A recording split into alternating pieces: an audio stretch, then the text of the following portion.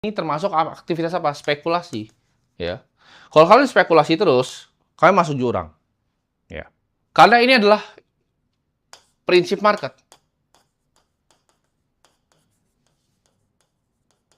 Oke, prinsip market itu apa? Pada jangka pendek, dia adalah mesin voting, ya. Makanya kenapa? Kenapa ada misalnya perusahaan yang bisa 500 ya price to earning-nya?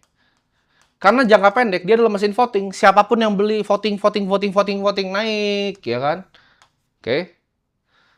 Tapi jangka panjang, dia adalah mesin penimbang. Dia akan timbang antara apa? Fundamental perusahaannya dan nilai dari market value-nya. Ya. Tidak mungkin ya. Perusahaan yang ibaratnya secara jangka pendek itu naiknya luar biasa tinggi, dalam jangka panjang itu dia akan tetap solid. Ya. Kita lihat di luar negeri ketika GameStop ya, GME digoreng. Apa yang terjadi? Secara short term memang dia mengalami kenaikan luar biasa ya. Tapi juga turunnya cepat sekali. Oke. Sedangkan kita lihat perusahaan yang punya fundamentalnya, long termnya bagus. Ya. Kita lihat perusahaan seperti Google. Dia akan ada koreksi, tapi dia akan melakukan kenaikan. Ini chart Google seperti ini. Ini Google. Kenapa? Karena kalian nonton YouTube ini aja di Google. Ya. Mereka tidak perlu bikin konten ini, gue yang bikin kontennya. Kalian yang nikmati, iklannya itu dinikmati oleh mereka. Ini adalah perusahaan yang fundamentalnya kuat. Ya.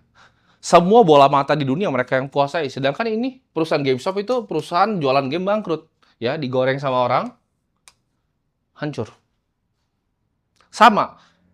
Di Indonesia pun sama. Lu kalau beli perusahaan yang nggak jelas, lu akan mengalami hal yang seperti ini. Ya. Tapi sedangkan lu beli perusahaan-perusahaan dengan fundamental yang kuat, ya, dengan balance sheet yang kuat, neraca yang bagus, arus kas yang baik, laba rugi yang baik, sudah pasti ini akan ditimbang. Karena dia akan timbang nih, neracanya seperti apa. Ya, laba rugi seperti apa. Arus kasnya seperti apa. Oke, ini akan ditimbang nih sama market nih. Over the long term. Ya.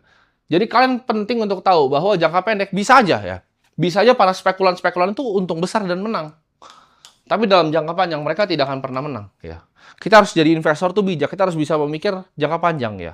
Konsekuensi akan aksi yang kita ambil sekarang. Jangan karena kita mau kaya cepat, main mesin voting, mati. Ya. Karena ujung-ujungnya main mesin voting ini selalu mati.